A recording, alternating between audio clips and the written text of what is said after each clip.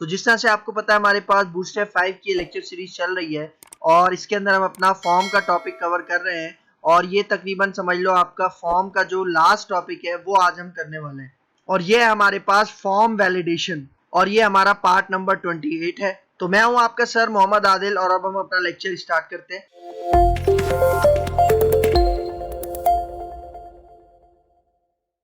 तो यहाँ पे देखो, यहाँ पे आज हम बात कर रहे हैं फॉर्म वैलिडेशन की। भाई देखो, फॉर्म वैलिडेशन का मतलब क्या होता है कि अगर मैं आपको अपनी लैंग्वेज में समझाऊं, भाई एक हम फॉर्म बनाते हैं और यूजर से डेटा कलेक्ट करते हैं उस फॉर्म के थ्रू। तो जब यूजर, हमारी वेबसाइट का यूजर जब हमारे फॉर्म के अंदर डेटा इंसर्ट करता है तो हमें इस चीज को वैलिडेट करना होता है, चेक करना होता है कि यूजर जो डेटा हमारे फॉर्म में इंसर्ट कर रहा है वो सही है या नहीं है। मतलब जो डेटा हम यूजर से फॉर्म के थ्रू ले रहे हैं वो डेटा वैलिड है या नहीं है। इस पूरे प्रोसेस को फॉर्म वैलिडेशन कहा जाता है।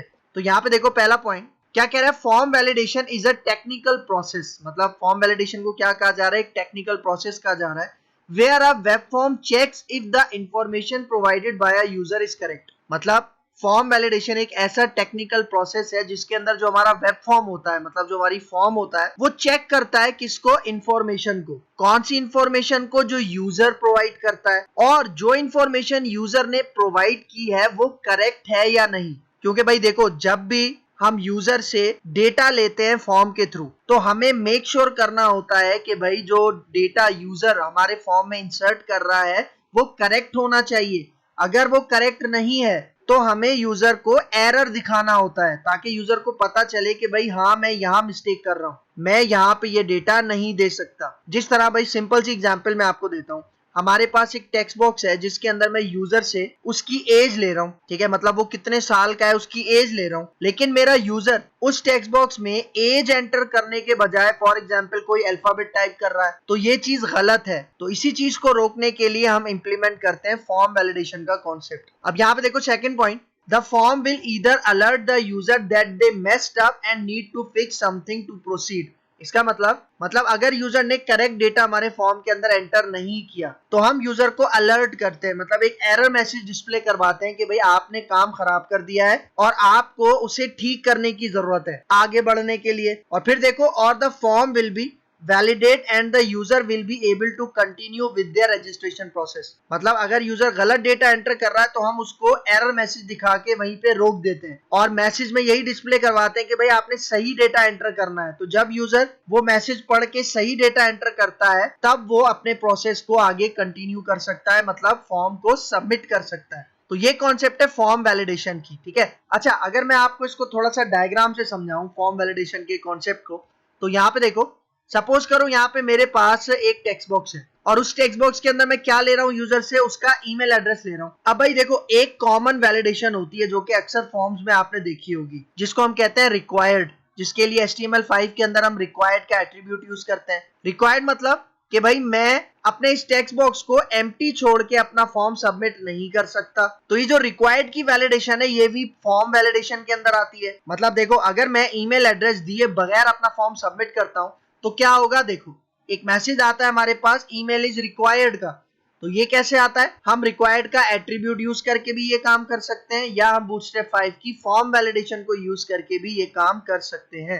और फिर दूसरा पॉइंट होता है, ठीक है, दूसरे पॉइंट में हम क्या करते हैं कि भाई ये जो ईमेल एड्रेस है जो यूजर एंटर करेगा वो वैलिड होना चाहिए। वैलिड का मतलब भाई हो सकता है कि यूजर वैलिड ईमेल एड्रेस ना डाले, क्योंकि आपको पता है वैलिड ईमेल एड्रेस के अंदर हमारे पास @ का सिंबल लाजमी आता है और @ के बाद भी कुछ डेटा होता है। तो मेरा यूजर अगर वैलिड ईमेल नहीं डाल रहा, मतलब अगर उसने सिर्फ अल्फाबेट्स टाइप कर दिए हैं, कंप्लीट वैलिड ईमेल टाइप नहीं की, तो उस केस में भी एरर मैसेज आता है, मतलब उस केस में भी हम फॉर्म वैलिडेशन करते हैं। तो उसके लिए हम क्या करते हैं, HTML5 के अंदर हम इनपुट टाइप ईमेल का यूज करते हैं।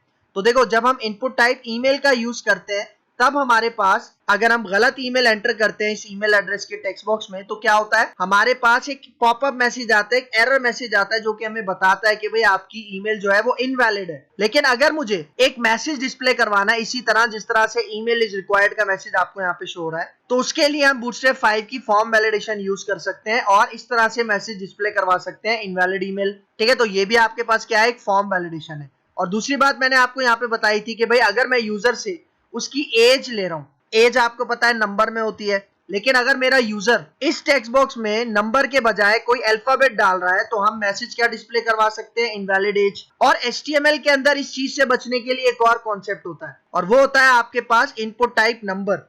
मतलब अगर आप इनपुट टाइप नंबर यूज करते हो ना तो ये आपको ऐसा ही टेक्स्ट बॉक्स ला के देगा जिसके अंदर आप सिर्फ और सिर्फ नंबर ही डाल सकते हो। नंबर के अलावा आप ना स्पेशल कैरेक्टर डाल सकते हो ना ही अल्फाबेट डाल सकते हो। मतलब वो टेक्स्ट बॉक्स उसको एक्सेप्ट ही नहीं करेगा। कौन सा वाला, इनपुट टाइप नंबर वाला। तो ये सारी चीजें आती हैं फॉर्म वैलिडेशन के अंदर कि भाई हम फॉर्म को सबमिट होने से पहले पहले चेक करते हैं कि यूजर जो डेटा एंटर कर रहा है हमारे फॉर्म के अंदर वो वैलिड है या नहीं है। तो अगर वैलिड होता है तो उसके बाद हमारा फॉर्म सबमिट हो जाता है।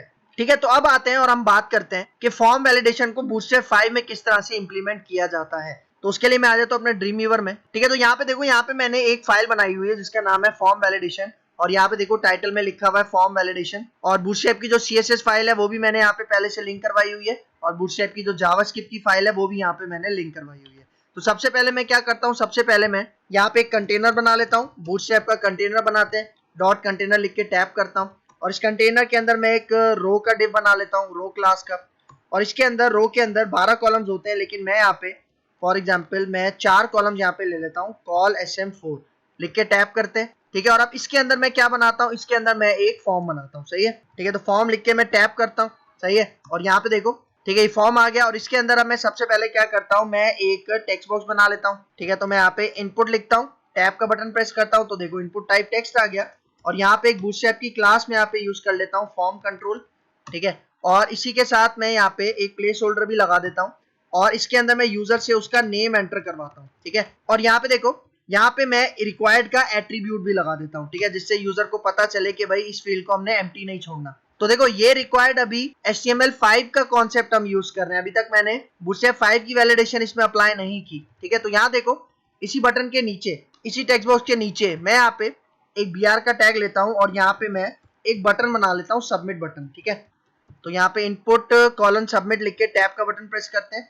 ठीक है, और यहाँ पे मैं इसको सबमिट लिख देता हूँ और बूटस्ट्रैप की जो बटन की क्लासेस हैं वो भी मैं यहाँ पे अप्लाई कर देता हूँ, BTN, और यहाँ पे मैं BTN प्राइमरी कर देता हूँ। सही है, ठीक है, तो अभी देखो अगर मैं यहाँ तक आपको इसका रिजल्ट दिखाऊं, ठीक है, इसको सेव करते हैं और यहाँ पे देखो ये फाइल है हमारे पास फॉर्म वैलिडेशन की, इसको ब्राउजर पे रन करते हैं तो यहाँ पे देखो आपको रिजल्ट नजर आ रहा है। ठीक है, देखो अभी अगर मैं इसके ऊपर सबमिट पे क्लिक करूं एम्प्टी छोड़ के, तो यहाँ पे देखो ये वही कॉन्सेप्ट है जो रिक्वायर्ड में होता है। मतलब जब भी हम फील्ड को एम्प्टी छोड़ के सबमिट करते हैं तो इस तरह का ये पॉपअप मैसेज आता है। लेकिन अब मुझे यहाँ पे बूटस्ट्रैप 5 की फॉर्म वैलिडेशन अप्लाई करनी है। ठीक है, तो उसके लिए मैं क्या करूंगा, यहाँ पे देखो सबसे पहले तो मैं आता हूँ और हम चलते हैं अपनी बूटस्ट्रैप 5 की जो हमारी वेबसाइट होती है उस पर चलते हैं। ठीक है, तो मैं यहाँ पे फिलहाल गूगल ओपन करता हूँ और यहाँ पे मैं लिखता हूँ बूटस्ट्रैप 5 फॉर्म वैलिडेशन। ठीक है, आपने गूगल पे क्या लिखना है, ठीक है, फॉर्म वैलिडेशन लिख के आपने यहाँ पे एंटर करना है और यहाँ पे देखो आपको ये वेबसाइट नजर आ रही होगी getbootstrap.com। ये वही वेबसाइट है जहां से हम अपनी बूटस्ट्रैप की फाइल्स डाउनलोड करते हैं। तो आपने इसके ऊपर क्लिक करना है। ठीक है, तो यहाँ पे देखो ये बूटस्ट्रैप 5 की वेबसाइट ओपन हो गई है आपके पास और ये वैलिडेशन है।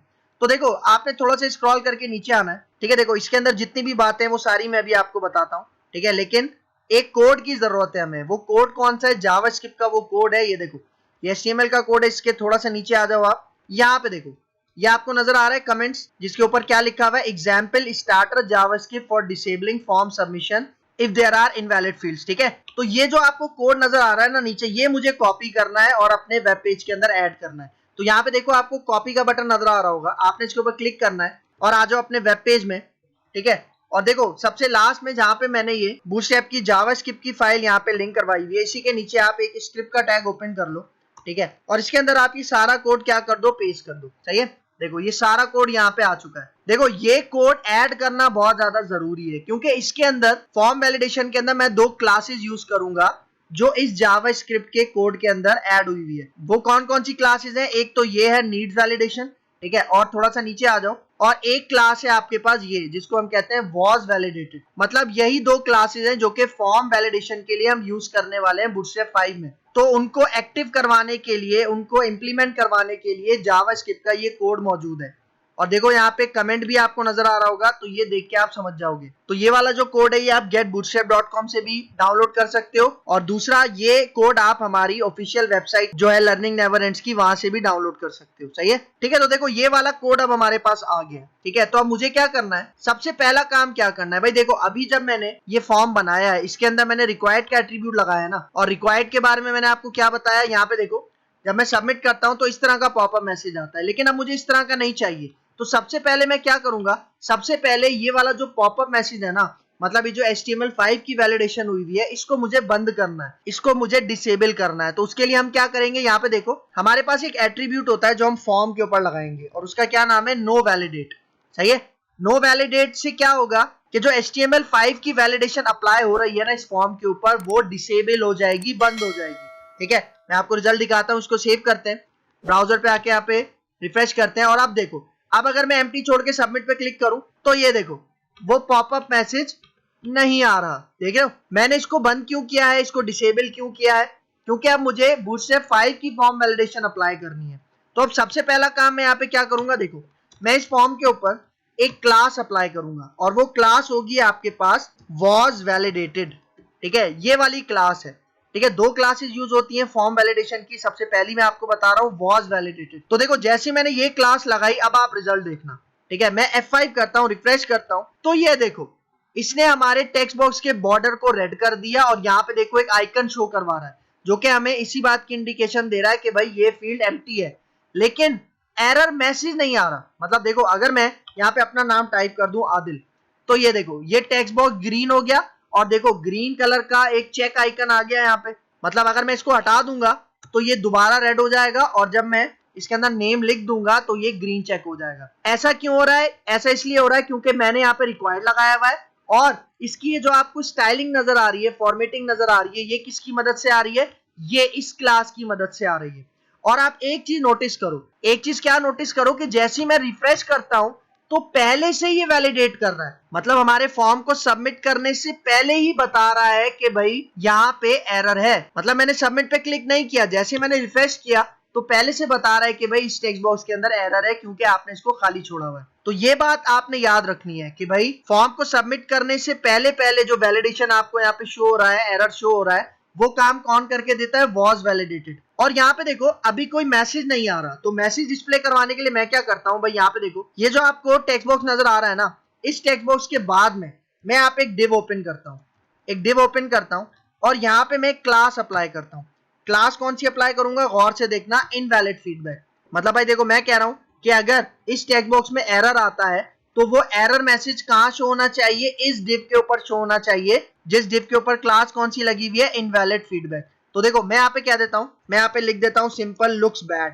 ठीक है, क्या लिख दिया मैंने, लुक्स बैड सिंपल यहाँ पे लिख दिया। और मैं कहता हूँ कि भाई जब ये एरर मैसेज चला जाएगा तब क्या मैसेज शो होना चाहिए, मतलब अगर मैंने इस टेक्स्ट बॉक्स के अंदर कोई नेम एंटर कर दिया है तो इसका मतलब वैलिडेशन कंप्लीट हो चुकी है। तो उसके लिए यहाँ पे देखो मैं एक दूसरा डिव बनाता हूँ इसी के नीचे, और यहाँ पे अब मैं इनवैलिड फीडबैक के बजाय यहाँ पे क्लास दूंगा वैलिड फीडबैक, और यहाँ पे मैं क्या लिख देता हूँ, लुक्स गुड। क्या लिख दिया, लुक्स गुड। मतलब कॉन्सेप्ट समझना, जब एरर आएगा तो ये वाला डिव चलेगा, और जब एरर मैसेज चला जाएगा तो हमारे पास ये वाला मैसेज शो होगा, कौन सा, लुक्स गुड। ठीक है, तो अब मैं इसको सेव करता हूं, और अब आप इसका रिजल्ट देखना। ठीक है, मैं ब्राउजर पे आता हूं, F5 करता हूं, तो ये देखो जैसे मैंने रिफ्रेश किया तो देखो अभी मैंने फॉर्म सबमिट नहीं किया, उससे पहले पहले हमें एरर मैसेज दे रहा है। ठीक है, लेकिन जैसे ही मैं यहाँ पे अपना नाम लिख देता हूँ आदिल, तो यहाँ पे देखो इसने क्या दिखाया, लुक्स गुड, और देखो ग्रीन कलर का चेक आ गया। अच्छा एक काम करते हैं, इस टेक्स्ट बॉक्स को थोड़ा सा इनहैंस करते हैं। आपको याद होगा हमने इनपुट ग्रुप का कॉन्सेप्ट पढ़ा था, मतलब मैं चाह रहा हूं कि यहाँ पे एक इस टेक्स्ट बॉक्स से पहले एक मैसेज आ जाए और उसके अंदर लिखा हो फॉर एग्जांपल नेम, तो उसके लिए हमने इनपुट ग्रुप का कॉन्सेप्ट पढ़ा था। तो मैं यहाँ पे आता हूँ, देखो ये वाला जो टेक्स्ट बॉक्स है और इसके साथ ये जो पूरा का पूरा डिव है इनवैलिड फीडबैक और वैलिड फीडबैक वाला, इसको मैं यहाँ से कट करता हूँ। ठीक है, और यहाँ पे मैं एक डिव बनाता हूँ इनपुट ग्रुप। ठीक है, इनपुट ग्रुप का एक डिव बनाते हैं यहाँ पे, और इसके अंदर मैं यहाँ पे इसको पेस्ट कर देता हूँ। ठीक है, और ये जो टेक्स्ट बॉक्स है इस इनपुट ग्रुप के अंदर, इससे पहले यहाँ पे मैं स्पैन का टैग ओपन करता हूँ। ठीक है, इस इनपुट से पहले स्पैन का टैग ओपन करते हैं, और यहाँ पे मैं लिख देता हूँ नेम, और इस स्पैन के ऊपर यहाँ पे मैं क्लास अप्लाई करूंगा जिसका नाम है इनपुट ग्रुप टेक्स्ट। ठीक है, मतलब देखो अब इन सारी चीजों को मैं क्या कर रहा हूं, एक ही ग्रुप के अंदर बाइंड करवा रहा हूं, ठीक है। तो आप इसका रिजल्ट देखना, ठीक है। यहाँ पे आते हैं, इसको सेव करते हैं, F5 करते हैं, तो ये देखो आपको रिजल्ट नजर आ रहा है। ये नेम है, मतलब एक हेल्प टेक्स्ट है, और उसके बाद यहाँ पे देखो ये हमारा टेक्स्ट बॉक्स है, आइकन भी आ रहा है, और देखो नीचे एरर मैसेज भी आ रहा है। लेकिन जैसे ही मैं इसके अंदर नेम दे दूंगा तो ये ग्रीन हो जाएगा, और देखो अच्छा एरर मैसेज में क्या आ रहा है, लुक्स बैड। यहाँ पे हम इसका एरर मैसेज दोबारा सेट कर लेते हैं, ठीक है, लुक्स गुड, ठीक है। सेव करते हैं, F5 करते हैं, तो अब देखो अभी लुक्स बैड आ रहा है, लेकिन जैसे ही मैं इसके अंदर नेम दे दूंगा तो देखो मैसेज क्या आएगा, लुक्स गुड। अच्छा अब आगे चलते हैं, और अब यहाँ पे मैं ईमेल के लिए काम करता हूँ, ठीक है। तो यहाँ पे आते हैं, देखो यही वाला जो हमारे पास डिव है, कौन सा, इनपुट ग्रुप वाला, इसी पूरे के पूरे डिव को मैं यहाँ से कॉपी करता हूँ, ठीक है। br के साथ इस पूरे डिव को मैं यहाँ से कॉपी करता हूँ, और br के नीचे मैं इसको नीचे पेस्ट कर देता हूँ।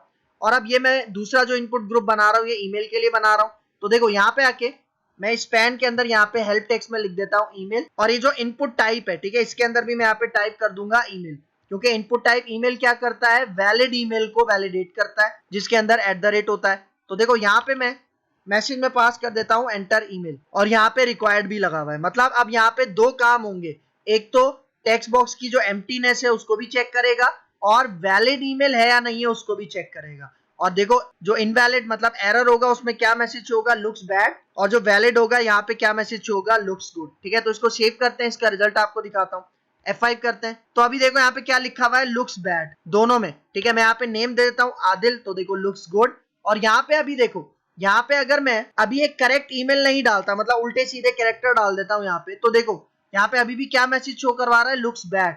लेकिन अगर मैं वैलिड ईमेल यहाँ पे डालूं, ठीक है, फॉर एग्जांपल मैं यहाँ पे कहता हूँ जो मेरी वैलिड ईमेल है, सही है, ये देखो जैसे ही मैंने वैलिड ईमेल डाला तो देखो अब क्या मैसेज हो रहा है, लुक्स गुड, सही है।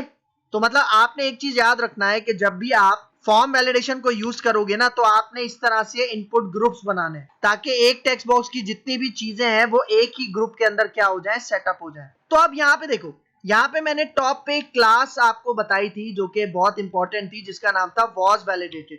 वॉज वैलिडेटेड क्या करता है भाई, देखो जैसे मैं अपना ब्राउजर रिफ्रेश करता हूँ, F5 करता हूं, तो देखो मतलब फॉर्म को सबमिट करने से पहले पहले ये एरर मैसेजेस दिखा रहा है। ये काम कौन करके देता है, ये वाली क्लास जिसका नाम है वॉज वैलिडेटेड, ठीक है। लेकिन अब मैं दूसरी क्लास यूज करता हूं, भाई देखो ये वाला जो फॉर्म है ना, इसको मैं कमेंट आउट कर देता हूं। कमेंट क्यों कर रहा हूं, क्योंकि सारा कोड मैं आपको प्रोवाइड करूंगा, और कोड मैं आपको कैसे प्रोवाइड करता हूं आपको पता है, हमारी जो ऑफिशियल वेबसाइट है इस चैनल की, जिसका लिंक आपको सामने स्क्रीन पे शो हो रहा है, यहाँ पे जाके आप ये सारा कोड जो है और नोट्स हैं वो आप डाउनलोड कर सकते हो, ठीक है। इसको कॉपी करता हूँ, कमेंट कर देता हूँ, और ऊपर आ जाता हूँ। अब देखो कॉल SM4 के अंदर मैं दोबारा इसको पेस्ट करता हूँ, लेकिन अब मैं यहाँ पे क्लास कौन सी लगाऊंगा, देखना मैं यहाँ पे क्लास लगाऊंगा नीड्स वैलिडेशन, ठीक है। और याद रखना अब ये वाली क्लास क्या करेगी, ये वाली क्लास फॉर्म को तब वैलिडेट करेगी जब आप सबमिट के बटन के ऊपर क्लिक करोगे। वॉज वैलिडेटेड सबमिट पे क्लिक करने से पहले काम कर रही थी, नीड्स वैलिडेशन सबमिट बटन पे क्लिक करने के बाद काम करेगी, ठीक है। मैं आपको रिजल्ट दिखाता हूँ, सेव करते हैं, ब्राउजर पे आके F5 करते हैं, तो यहाँ पे देखो यहाँ पे अभी कोई भी एरर मैसेज शो नहीं हो रहे, लेकिन जैसे ही मैं सबमिट पे क्लिक करता हूँ तो ये देखो ये दिखा रहा है looks bad and looks bad.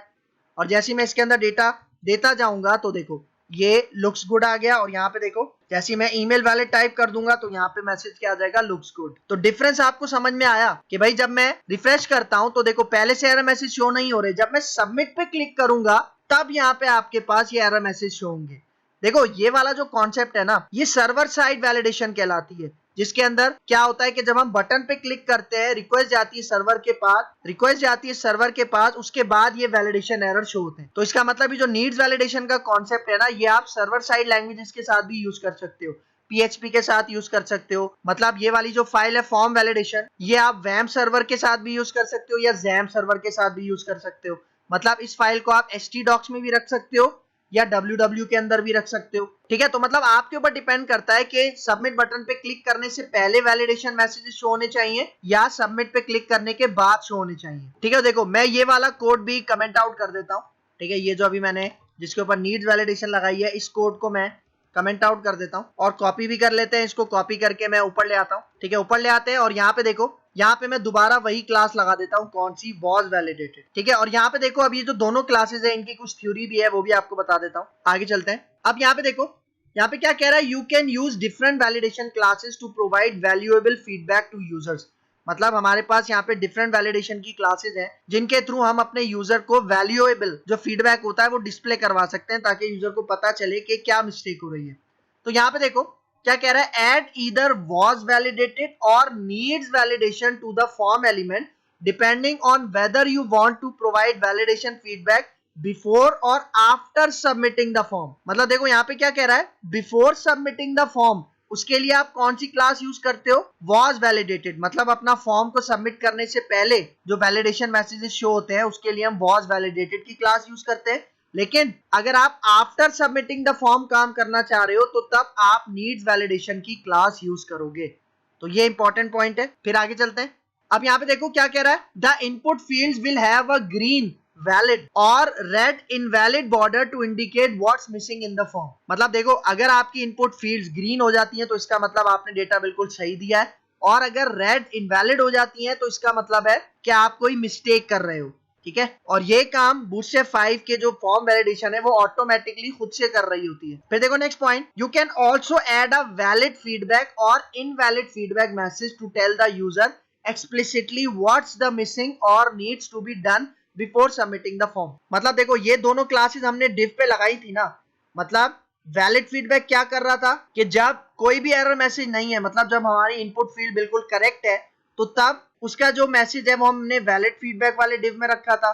लेकिन जब एरर आ रहा था तो उस एरर मैसेज को हमने कौन से डिव में रखा था, इनवैलिड फीडबैक वाली जो क्लास है उसके डिव में रखा था। तो ये दो क्लासेस भी बहुत ज्यादा इंपॉर्टेंट है। अच्छा फिर यहाँ पे देखो, अभी मैंने यहाँ पे दो चीजों के बारे में बात की है, एक तो नेम है और एक हमारे पास ईमेल है। ठीक है, लेकिन अगर मैं यहाँ पे सिलेक्ट मेन्यू की बात करूं, मतलब जो हम सिलेक्ट और ऑप्शन को यूज करके ड्रॉप डाउन बनाते हैं, अगर मैं उसकी बात करूं तो वो काम भी हम कर सकते हैं। किस तरह से, यहाँ पे देखो ये वाला जो इनपुट ग्रुप है, ठीक है, इसको मैं दोबारा से यहाँ से कॉपी करता हूँ BR तक, नीचे आके इसको पेस्ट करते हैं। ठीक है, और यहाँ पे आ जाओ, यहाँ पे आके अब मैं इसको कहता हूँ फॉर एग्जाम्पल सेलेक्ट कंट्री, या फिर मैं सिंपल यहाँ पे लिख देता हूँ कंट्री। और यहाँ पे देखो, यहाँ पे मैं ये नहीं बनाऊंगा इनपुट टाइप ईमेल नहीं बनाऊंगा, बल्कि मैं यहाँ पे बनाऊंगा सेलेक्ट ऑप्शन के टैग्स। ठीक है, और ऑप्शन के टैग मुझे कितने चाहिए, फॉर एग्जाम्पल मैं कहता हूँ कि भाई मुझे 4 चाहिए। ठीक है, तो टैप करते हैं। ठीक है, और यहाँ पे देखो, यहाँ पे मैं फॉर एग्जाम्पल ये दोनों हटा देता हूँ, नेम और आईडी। सबसे पहले मैं इसके ऊपर रिक्वायर्ड लगाता हूँ, और रिक्वायर्ड के बाद यहाँ पे मैं बूटस्ट्रैप की एक क्लास लगाता हूँ जिसका नाम है फॉर्म सेलेक्ट, जो कि इसको बूटस्ट्रैप का सेलेक्ट मेन्यू बना देगा। और यहाँ पे देखो जो पहला ऑप्शन है उसके अंदर मैं यहाँ पे लिख देता हूँ सेलेक्ट। यहाँ पे फॉर एग्जाम्पल मैं लिख देता हूँ USA। ठीक है, उसके बाद मैं यहाँ पे लिख देता हूँ कैनेडा, और यहाँ पे फॉर एग्जाम्पल मैं लिख देता हूँ UK। सही है, और यही मैं इस वैल्यू के अंदर भी पास कर देता हूँ। ठीक है, USA यहाँ पे लिख दिया, यहाँ पे कैनेडा। ठीक है, और यहाँ पे मैं लिख देता हूँ UK। सही है, और अब इनके जो एरर मैसेजेस हैं वो देखो यहाँ पे आपको नजर आ रहे हैं। ठीक है, मतलब अगर मैं इसमें से कोई भी सिलेक्ट नहीं करता, ठीक है, तो ये वाला मैसेज आएगा लुक्स बैड, और अगर मैं इसमें से कोई सिलेक्ट कर लूंगा तो यहाँ पे क्या शो होगा, लुक्स गुड। ठीक है, तो इसको सेव करते हैं, इसका रिजल्ट आपको दिखाता हूँ। F5 करते हैं, तो यहाँ पे देखो, यहाँ पे अभी क्या शो हो रहा है, लुक्स बैड। लेकिन जैसे ही मैं यहाँ पे सिलेक्ट कर लेता हूँ, फॉर एग्जाम्पल USA सिलेक्ट कर लेता हूँ, तो देखो क्या मैसेज आ रहा है, लुक्स गुड। तो मतलब इस तरह से आप फॉर्म सेलेक्ट मेन्यू के साथ भी वैलिडेशन यूज कर सकते हो। और एक चीज आपने याद रखना है कि जो पहला वाला ऑप्शन है ना, इसके अंदर जो वैल्यू है इसको आपने एम्प्टी छोड़ना है, क्योंकि ये वैलिड ऑप्शन नहीं है, और इसी को वैलिडेट करने का काम कौन कर रहा है, यहाँ पे रिक्वायर्ड। सही है, ठीक है, और फिर यहाँ पे देखो, अगर मैं यहाँ पे चेक बॉक्स के लिए बनाऊं, ठीक है, तो यहाँ पे आ जाओ। ठीक है, देखो ये वाला जो हमारे पास ये जो डिव यहाँ पे बंद हो रहा है, ठीक है, इस BR के बाद यहाँ पे मैं एक और BR लगाता हूँ, और यहाँ पे मैं एक डिव बनाता हूँ। ठीक है, एक डिव बनाता हूँ, और ये चेक बॉक्स के लिए डिव होगा, और यहाँ पे मैं एक क्लास लगाऊंगा फॉर्म चेक। क्या लगाऊंगा, फॉर्म चेक। फॉर्म चेक वाली क्लास आ गई, और यहाँ पे देखो, यहाँ पे मैं एक इनपुट टाइप चेक बॉक्स बनाऊंगा। ठीक है, यहाँ पे मैं क्या बनाता हूँ, इनपुट टाइप चेक बॉक्स यहाँ पे बनाते हैं। ठीक है, ये मैं हटा देता हूँ, और यहाँ पे ठीक है चेक बॉक्स आ गया, और यहाँ पे मैं एक लेबल बना लेता हूँ। ठीक है, एक लेबल बनाता हूँ, और इसके अंदर फॉर एग्जांपल मैं लिख देता हूँ I agreed to the terms. ठीक है, क्या लिख दिया, I agreed to the terms. और यहाँ पे देखो ये वाला जो लेबल है इसके ऊपर मैं क्लास यहाँ पे लगाऊंगा। ठीक है, यहाँ पे मैं क्लास लगाऊंगा, फॉर्म चेक लेबल की क्लास में यहाँ पे लगाऊंगा, और देखो ये जो चेक बॉक्स है इसके ऊपर मैं क्लास लगाऊंगा फॉर्म चेक इनपुट। ठीक है, फॉर्म चेक इनपुट, ये वाली क्लास। सही है, तो ये दो क्लासेस आपने लाजमी लगानी है। और यहाँ पे देखो वो जो एरर मैसेजेस होंगे, ठीक है, ये देखो एक ये इनवैलिड फीडबैक वाला और वैलिड फीडबैक वाला, इसी दोनों को मैं कॉपी करता हूँ, और मैं यहाँ नीचे आ जाता हूँ, ये जो लेबल है इसके बाद मैं इसको पेस्ट कर देता हूँ। सही है, सही है, आपको नजर आ रहा है। और एक चीज आपने याद रखनी है कि देखो ये जो चेक बॉक्स मैंने बनाया है, और इसके जो डिव हैं ये सारे मैंने फॉर्म चेक वाले डिव के अंदर रखे हैं, मतलब ये इसको ग्रुप कर लेगा। और देखो, और यहाँ पे आके जो चेक बॉक्स है इसके ऊपर आपने रिक्वायर्ड भी लगाना है, ठीक है। रिक्वायर्ड क्यों लगाना है? क्योंकि जब तक इस चेक बॉक्स के ऊपर चेक नहीं लगाया जाएगा तब तक ये फॉर्म सबमिट नहीं होगा।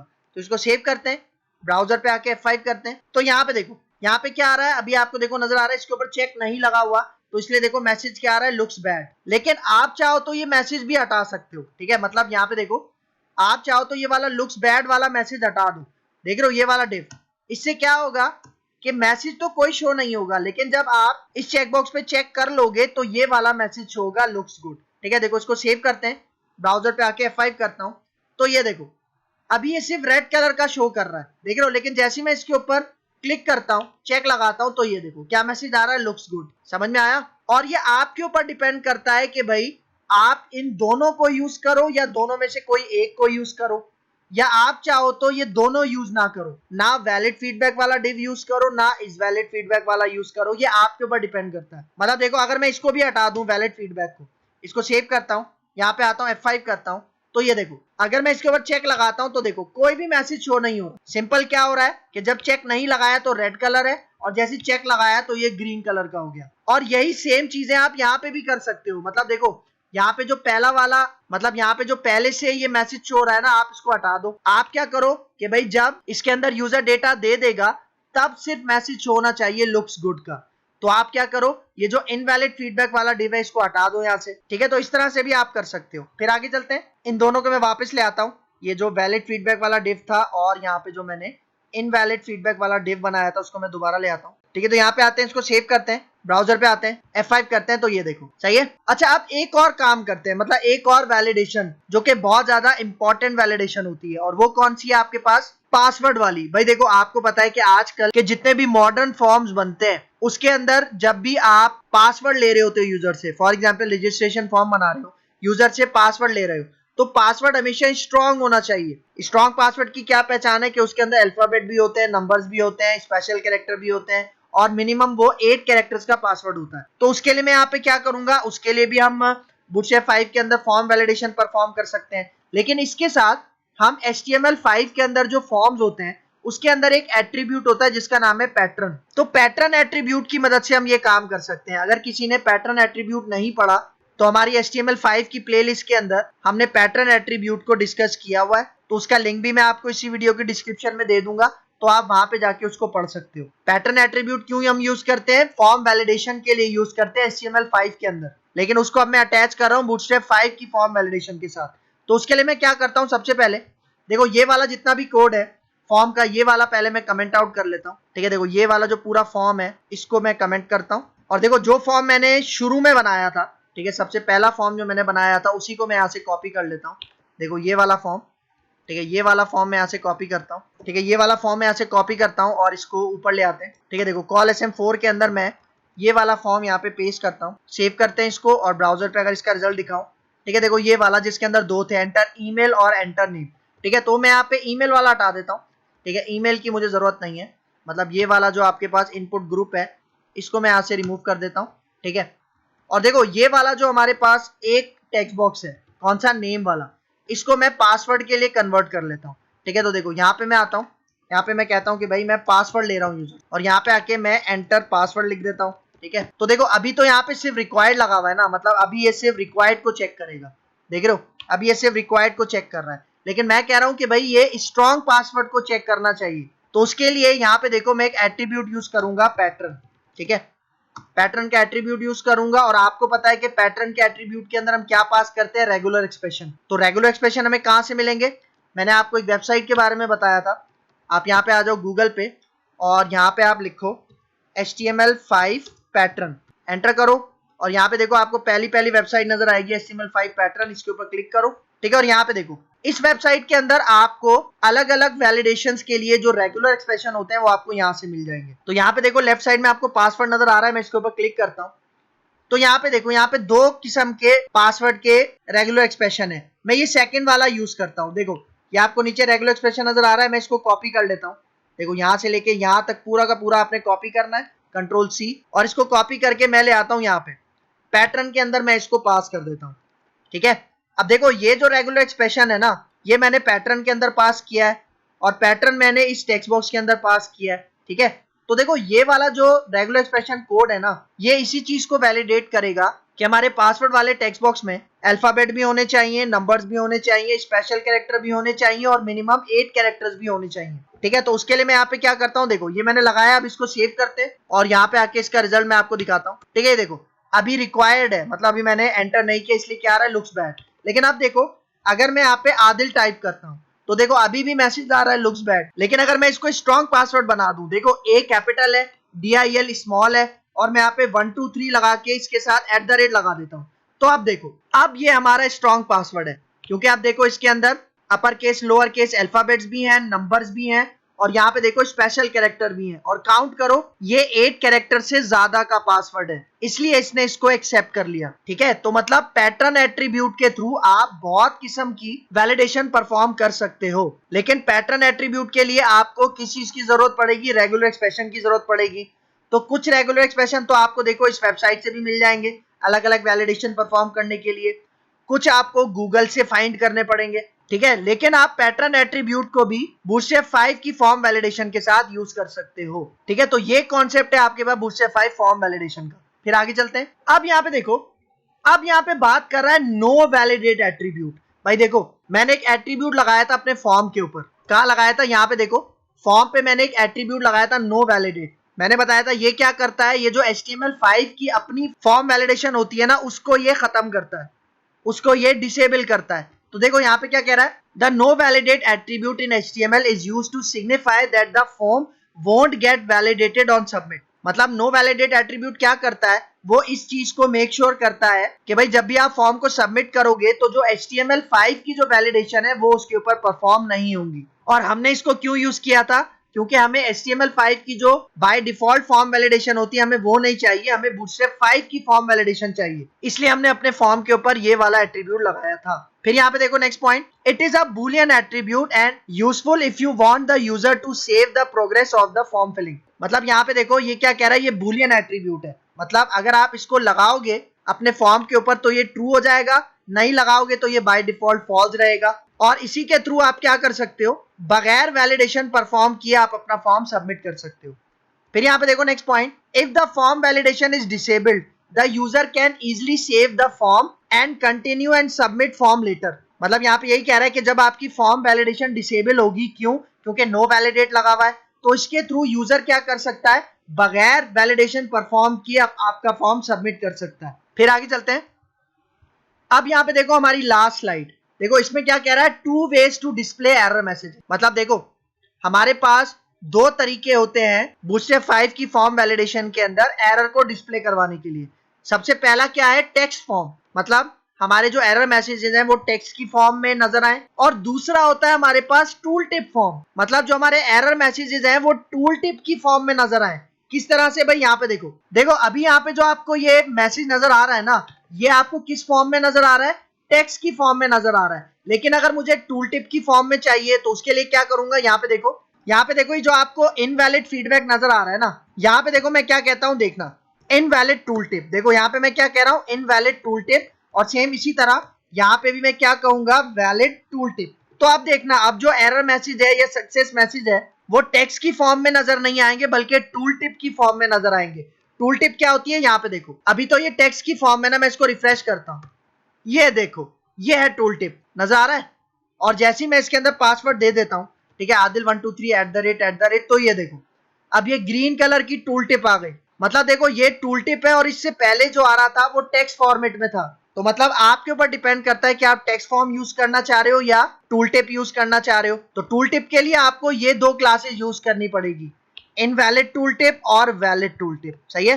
तो ये था आज का हमारा बहुत ज्यादा इंपॉर्टेंट लेक्चर जिसका नाम था फॉर्म वैलिडेशन। तो उम्मीद करता हूँ आपको ये लेक्चर समझ में आया होगा। तो अगर आपको मेरी ये वीडियो पसंद आई है तो मेरा चैनल लाइक कीजिए, शेयर कीजिए, सब्सक्राइब कीजिए और बेल का आइकन भी लाजमी प्रेस कीजिए, क्योंकि आने वाले लेक्चर्स के अंदर हम बूटस्ट्रैप के कैरोसेल की बात करने वाले हैं और हम बूटस्ट्रैप मॉडल की बात करने वाले हैं और इन दी एंड हम बूटस्ट्रैप 5 को यूज करके एक कंप्लीट वेबसाइट भी बनाने वाले हैं। तो मुझे अपनी दुआ में याद रखिएगा। मिलते हैं इंशाल्लाह नेक्स्ट लेक्चर में, तब तक के लिए दीजिए इजाजत। अल्लाह हाफिज।